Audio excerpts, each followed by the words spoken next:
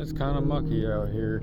I'm just going to do like I normally do. I'm going to start grinding and then we're going to do some buildup. I'm assuming they had a break in this at one point. That's why they have a plate on this side and on the other side.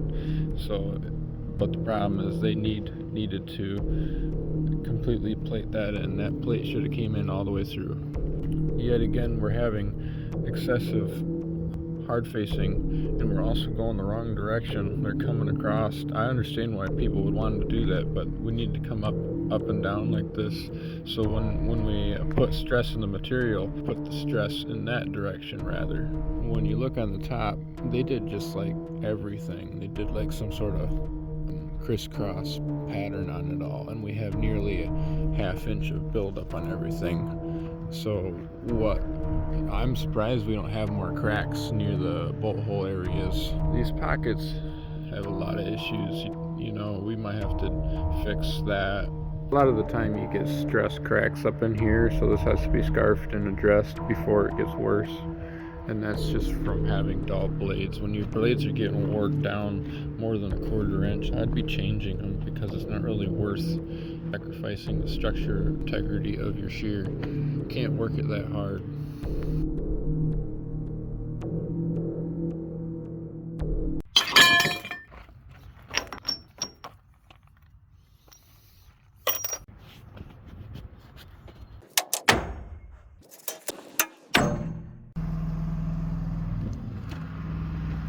Emblems are looking pretty decent.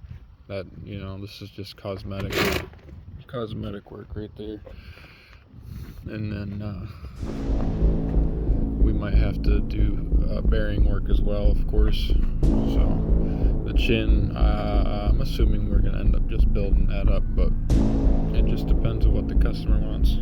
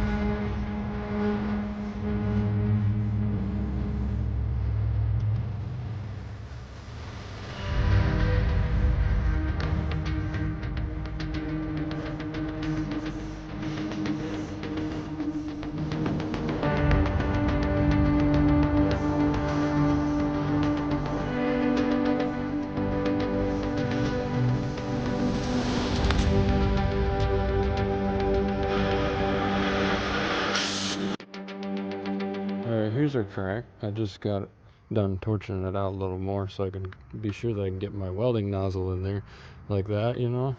So with welding, you know, you could use stick and get in a small crack like this, but this is so much material. You know, look at my cone. That's good 4 or 5 inches of material I got to go through. So we're gonna use wire. Wire should work pretty well, especially with flex wire. I'm going to use a hard wire first off to come back in through here and give myself a little bit of a base. I need to fill in some of these divots, so I'm being sure that I got a good starting point when I weld.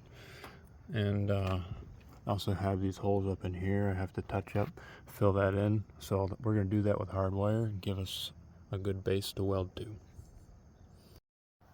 Now you're going to wonder why I left this little ledge here. That's just preserving my pocket. See, if I take and cut that out, I hardly have a good way to get the grinder on this edge right here where that crevice has got that crack.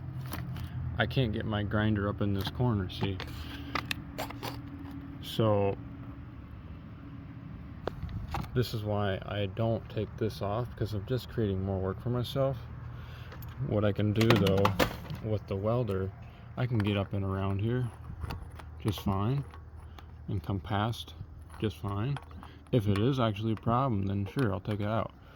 But you can see that this is easy to work around. That's why I also have it cut out further over on this edge so I can get a good angle on that there far side. And I can also get a good angle on this side too. So we got to make sure our angles are right, otherwise we won't weld the two materials together.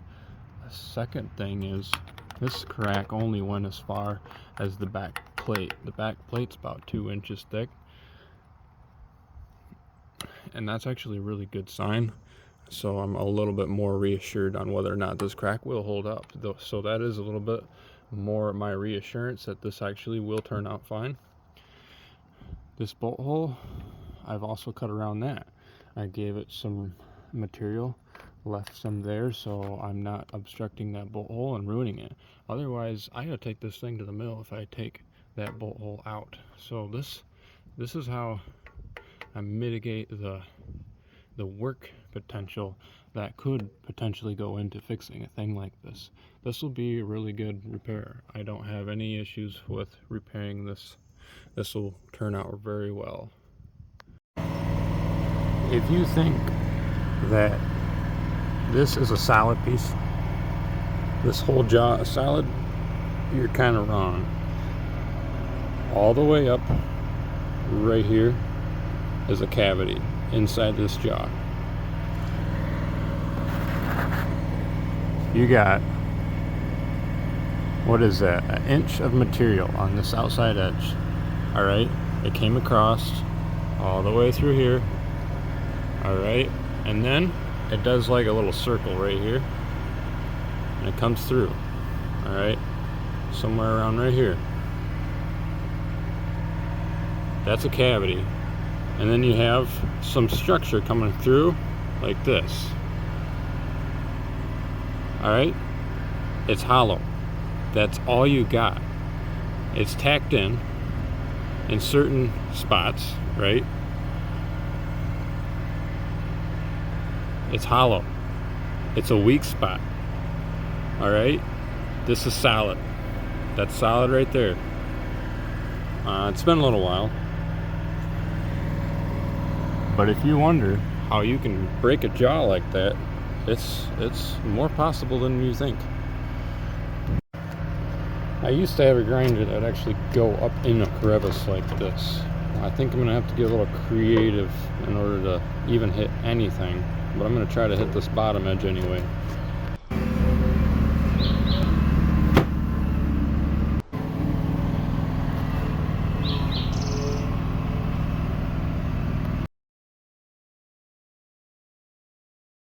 This is what happens when you got too much hard facing up top. You gotta be careful about your angles.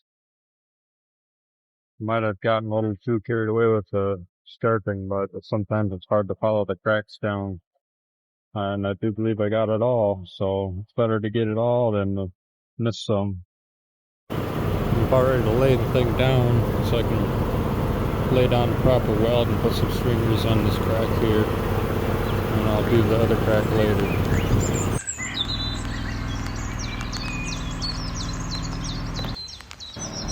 Alright, I got it outside. I can also fill in that gap there while it's outside, but I'm first going to hit that. My welder quit on me while I was welding, so I went out here and I threw a fan on this welder for 15 minutes, but the reason why it's quitting on me probably is just simply because I got it on the run settings up top here. Well, it should be on the auto speed and it don't have to be running overtime, so what I'm going to do, I'm going to take that fan back off now that I got it going, and I think the heat should stay low now. I'm getting awful hot out here and I need to get myself cool, so there you go. That's how you stay cool when you got a problem with the heat. There's a whole lot of battery power right there, a whole lot of heat, so let's stay cool.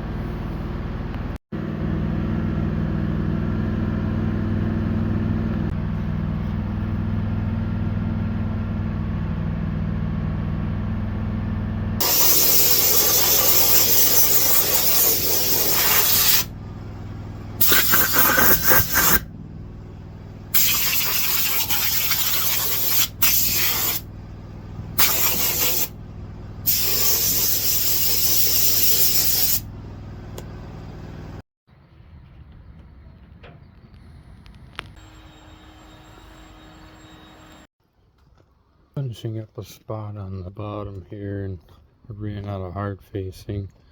Normally we always use a Lincore 55. It's softer. Other stuff is just way too hard to crack on you.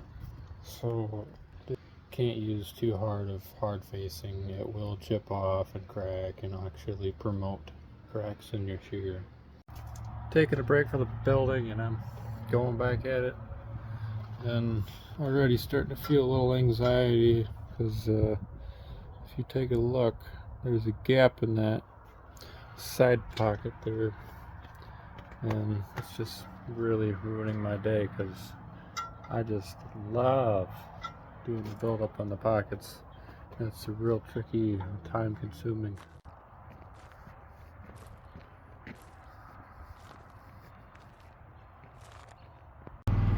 Threw a straight edge on this, me and Tom, and finally figured out what our problem was with the pocket here, and it really was just the edge here and edge there was too tall, so we took it back a little bit because this was just being built up from all the buildup we did on the outside. It's like a 1/4 inch deep, and all I did was lay my weld up against the blade.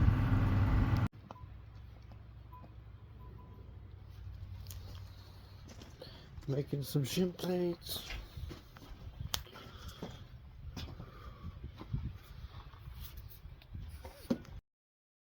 Gotta replace these ones. Just trying to figure out what kind of hole size I want. And these here are homemade and they're kind of junk, so we're gonna try to replace them. There you go. Should be plenty of play in that one there.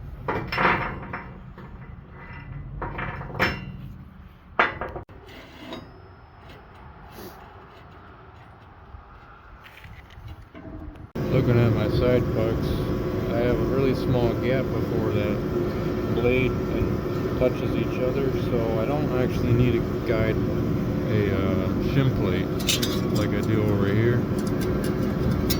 So I should be able to get away with just using all shims. Tom's got something in the fridge here. I got me a cup of it.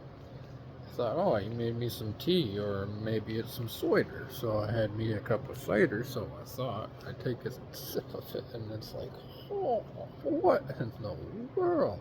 I don't know what this is, but it's not cider. Tastes a little bit spicy, sort of savory, I suppose. It's not entirely something I've ever had in my entire life. Oh, must be a health drink. Aside from that, I just wanted to finish up this explanation here on what happened to the shims. The shims actually turned out ridiculously well. I threw them in, and I have no idea. The thing is as true as it can be. Aside from minor problems, like that sticks out just a little bit, and yeah, side guide blade looks really good. The clean out and everything's pretty good. It's straight. I don't know what happened with this one. It must have been the tip. After welding that, maybe it corrected the bow that the tips tend to have. So, yeah. Here you can look at my hard facing. You can see the cracks in it.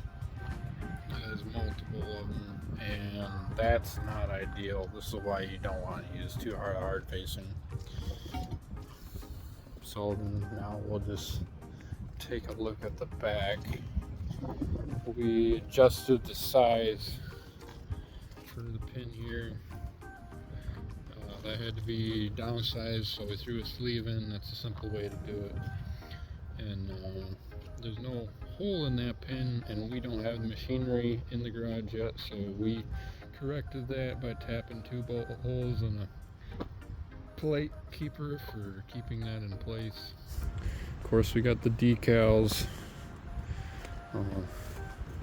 I noticed Stanley stickers still on these decals, and Stanley doesn't own LeBounty anymore, so that went to another company. Don't entirely remember what that company name was. The cylinder all went together really well.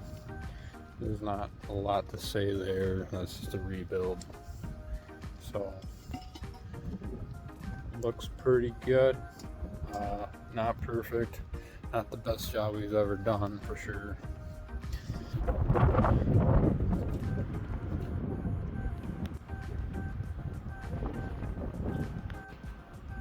The stickers are super important. If you mess everything else up, the stickers are the most important thing. You gotta have the stickers. And the paint, of course. The paint is vital. I will note that we did do the bearings on that too, so that's all been rebuilt, and that's shimmed too. I didn't tell that part of the story, but that's it. That's a wrap. This thing is ready for work.